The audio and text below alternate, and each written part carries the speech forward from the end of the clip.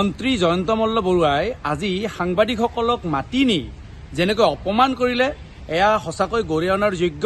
এগৰাকী মন্ত্ৰী হয়, অসম চৰকাৰৰ কেবিনেট মন্ত্ৰীৰ মুখত এনেকুৱা শব্দ আমি শুনিবলৈ পাই আচলতে সঁচাকৈ লজ্জাবোধ অনুভৱ কৰিছোঁ।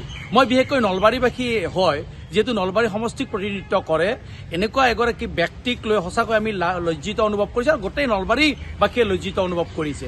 এইগৰাকী জয়ন্ত মল্ল বৰুৱাই যি গো পালন কৰি খাটি খোৱা লোকসকলৰ পেটত লাথ মাৰি নিজৰ পত্নীৰ নামত 50 লাখ টকা ৰাজসাহাৰ্য লৈ যেতিয়া ধৰা পৰিলে তেতিয়া তেওঁ লাজ পাইছে।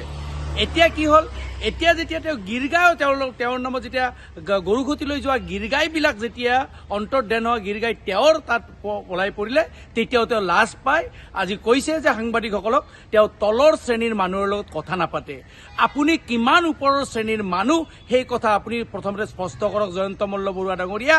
আমিও জানো, ৰাইজে জানে, গৰু চুৰি কৰিব পৰা ব্যক্তি এগৰাকী কিমান তলৰ শ্ৰেণীৰ বা কিমান ওপৰৰ শ্ৰেণীৰ মানুহ ৰাইজে ভালকৈ বুজি পায়।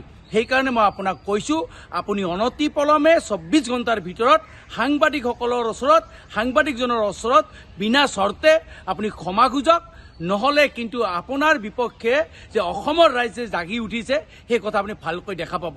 মই আপোনাক এটা কথা কৈছোঁ জয়ন্ত মল্ল বৰুৱা ডাঙৰীয়া, এই যে আপুনি যে বন্দাজনৰ মাটি দখল কৰি ঘৰ বনাইছে, এই যে আপুনি পত্নীৰ নামত 50 লাখ টকা ৰাজসাহাৰ্য লৈছে, এই যে গীৰ্গাই চুৰি কৰিছে, এইবিলাক মাত্ৰ আপোনাৰ এটা বা দুটা পৃষ্ঠা খোল খাইছে আপোনাৰ দুৰ্নীতিৰ।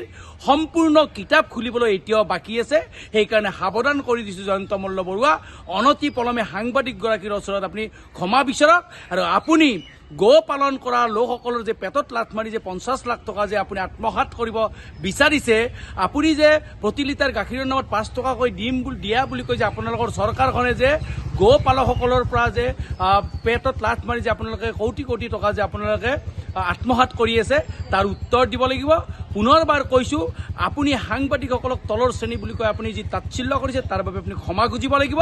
আৰু আপুনি এই যে গীৰ্গাই চুৰি কৰা কাৰ্যত যে আপোনালোক যে লিপ্ত আছে, আপোনালোক কোন শ্ৰেণীৰ মানুহ সেইটো কথা আপুনি স্পষ্ট কৰিব।